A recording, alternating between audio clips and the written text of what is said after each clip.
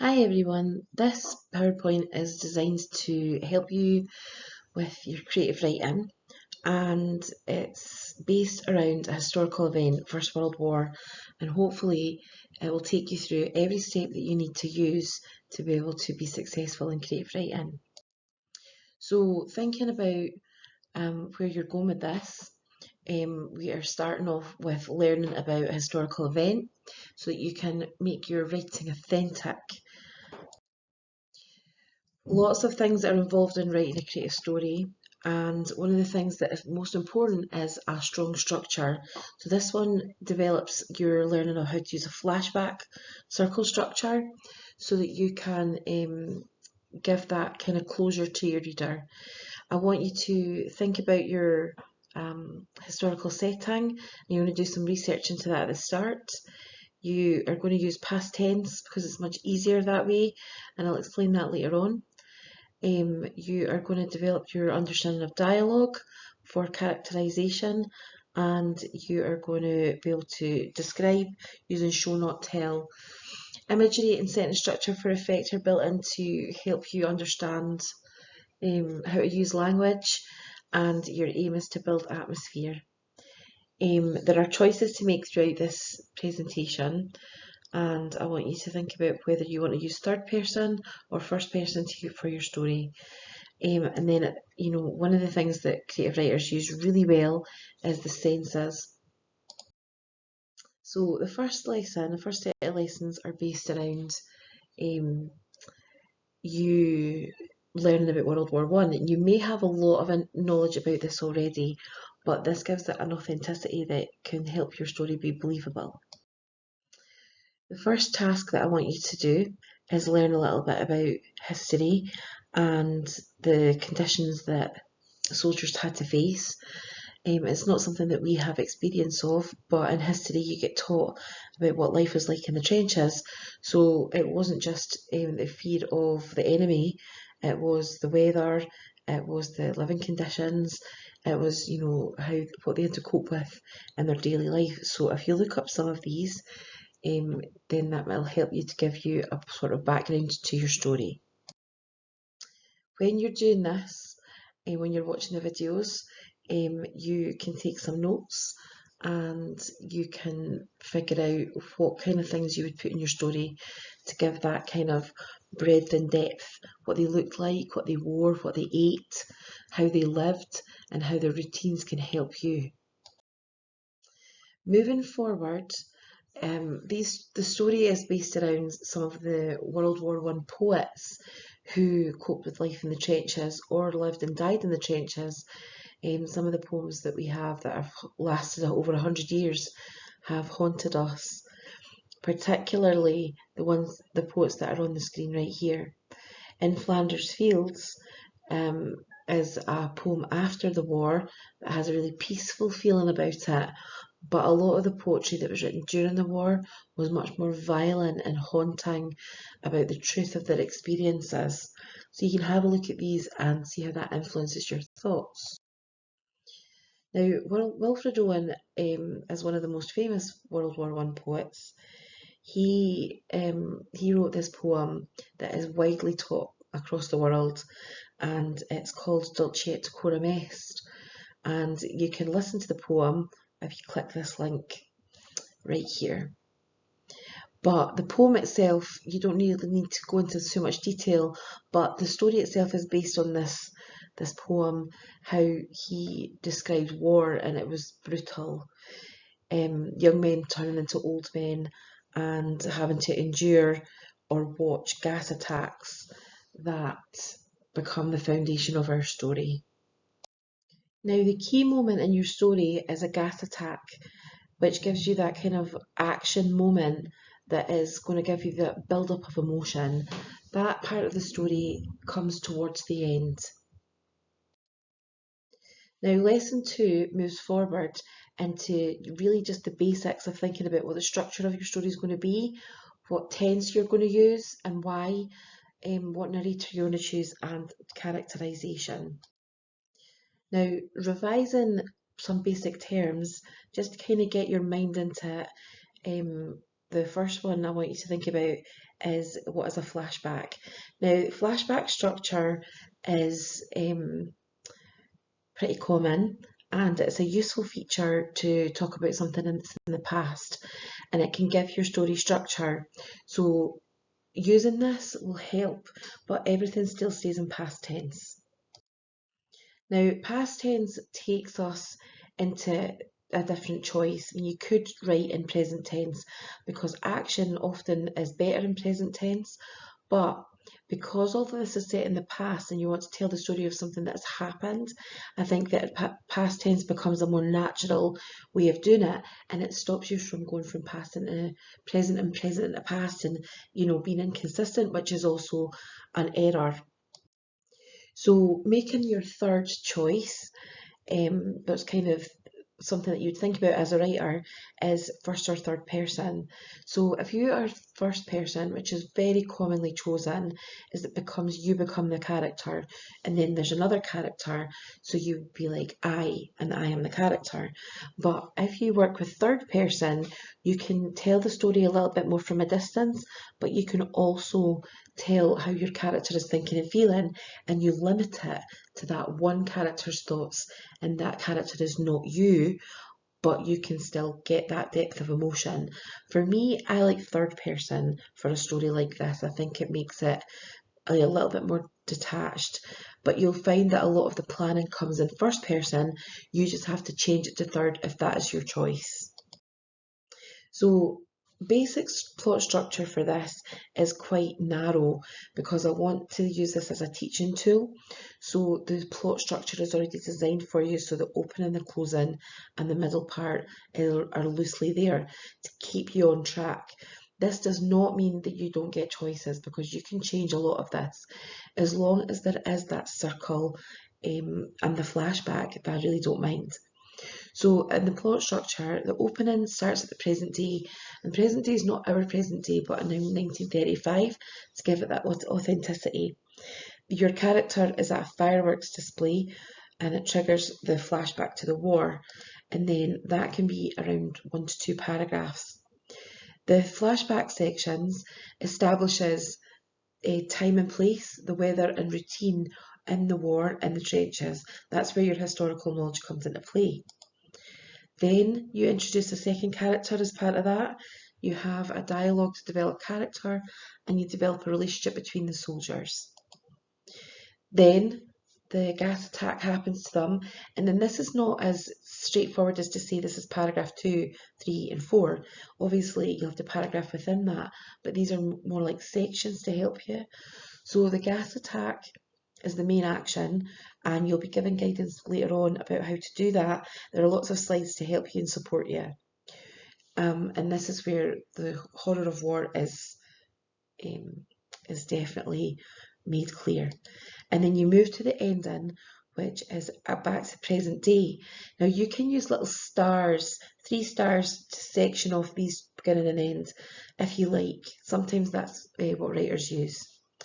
The main character reflects on his experience, and you bring it back round to the setting to give it that round off, and that should show you what to do. Okay, so a lot of people may want a different choice with this story, and this slide is effectively changing the beginning and end. So if you don't want to use the fireworks as a beginning and end, the fireworks in the field where you're going to be describing the sound to trigger the flashback, you can choose one of these or one of your own. So idea-wise, you would really keep the middle section the same, but your triggers, beginning and end, would be different. So you've got a memory box, a late evening walk in the fog, and you've got a photograph which you would begin and end your story with. Now, this storyline doesn't have the support that the other storyline does, but once you read through the slides, you can kind of get the idea. And what we're really looking for is very tight structure, but lots and lots of description and depth of language. So this is for you if you so want to choose and make changes. So moving on to lesson 3, what's really important is you establish a strong sense of setting and a strong sense of character. So you are telling the story through the eyes of the main character. You are either that character or the character is created in third person. You are telling the story of what happened to you when you were in a World War I trench, and you are setting like an old man, around 40 years old, because that kind of fits in with the story. So when you're planning, I want you to think about maybe doing a spider diagram or brainstorm or list to try and establish in your mind what your character looks like, because that should come across in your story. You would show this but not tell. So what does he look like? What's he wearing? How does that fit in with what your research has given you? How does he feel at points in the story? And you can show this and not tell as well. What's he thinking about? Who's he with? What's his name? So at the start and maybe during the story he'll be with different people, but you can establish who he is. Where's he from? And as a twist for this, you can make your character Scottish, using a Scots dialect for the speech throughout the story, and then you would have kind of a different uniform for him, so it makes it really different. Alright, so the opening of your story, if you have chosen to go this way, is set in the present day 1935, and I want you to think about how the weather, the nighttime setting, and the fireworks can really build a sense of place and time. So your character responds to that. You can include other characters, his family. He might be standing with his little girl or little boy, but the sounds of the fireworks have to be very descriptive. And there's a little link to different names of fireworks and what they do. And a lot of the fireworks have got really interesting names, so you can actually like choose those names and make them spin and have the different colours. So lots of colours, sounds, onomatopoeia, and the smell of the fireworks would be very potent. And I think that that's important in trying to get that character to trigger his flashback. Now this slide goes with the opening, and it's designed as a support slide. It's got a lot of the word bank that we would create as a class. Normally in class or in groups, you'd come up with these words to help you describe the colours and the sounds and the smells and using the senses, but they're here for you just now. And I want you to consider using some of the starters. Now these are only optional and they're very basic starters. I don't really advise sentences that start the same, but they are useful if you don't know how to start or you're really struggling about how to get into your story. So you can use some of them and then mix and blend them with the word bank.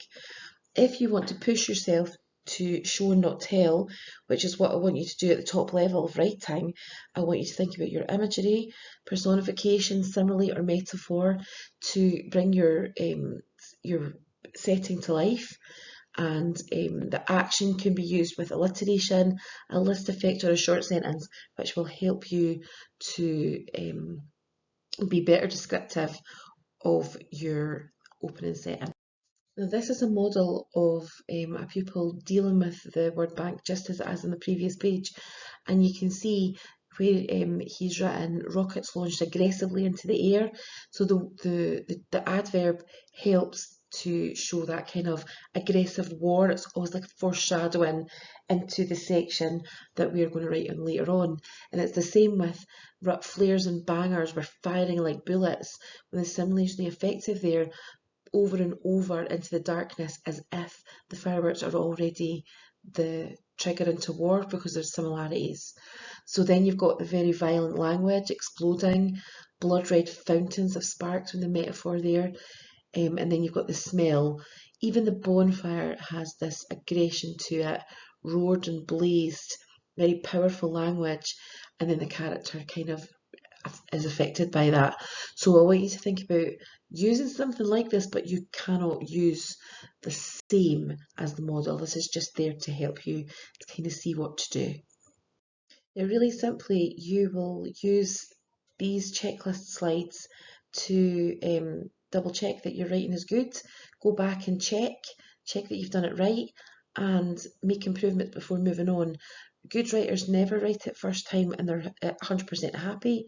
You always go back and change it, make it better, change a word, add alliteration, add a metaphor, add a list, add a different word choice for effect. Okay, so moving on to lesson 4, this is the flashback sequence which you're making clear by describing where you are. So you must establish the setting at the start, and that setting may be a lot more dramatic than the setting that you've come from, or it may be very similar. Cold, wet weather, something that you can latch onto that then will affect your character. We do know that it's going to be at night time, so that gives you lots of dark, shadowy descriptions, and it would often be very cold. You're introducing a character and a second character, and you are going to establish a relationship with that character. Do a bit of planning beforehand so that you can kind of get that to be authentic, but generally he does talk to you about home and show you a photo. Now this is the start of the word bank and the starters that help you with the start of that section. So once you've planned your character and thought about the relationship, here are some starters that you could potentially use. Now if you really don't know how to start, you can use these, but I would expect good writers or planned writers to think of their own sentences and establish the character that way, because these are just ideas and word choice that you could potentially use. But the key thing is to show and not tell, and continue to use language techniques. So this is model of what somebody would use from that previous slide, and it was written by a pupil.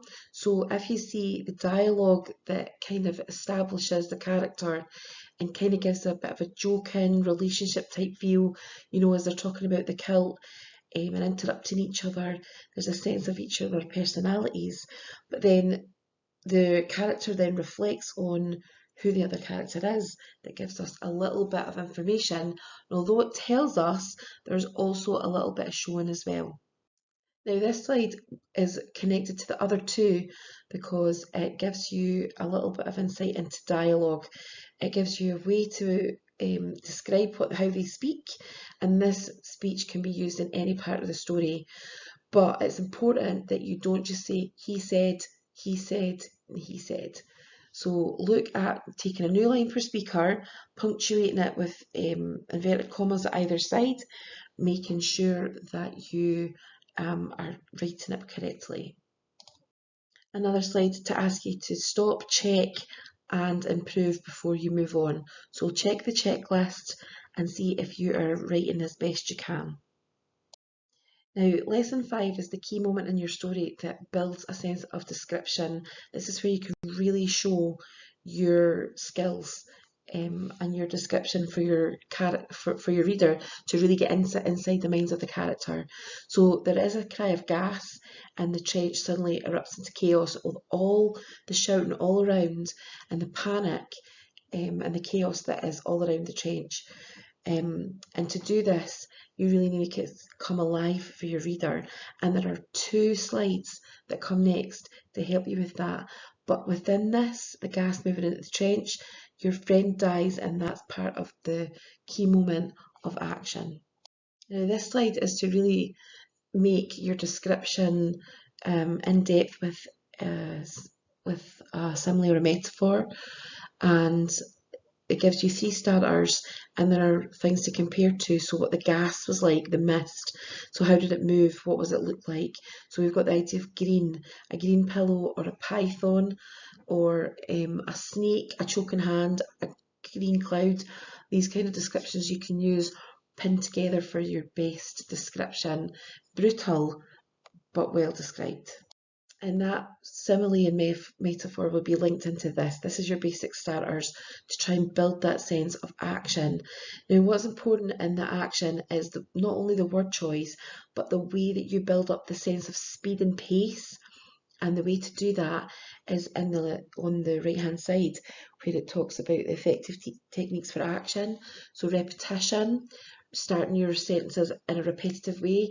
Your parallel sentencing can give that sense of pace, and if you control the punctuation using ellipsis or capital letters, short sentences or exclamations, these can really build up a sense of pace and how quickly all of this happens and how chaotic really that moment really is, and that gives it the emotional weight that you need. Now, here's an example of a student taking that and using it.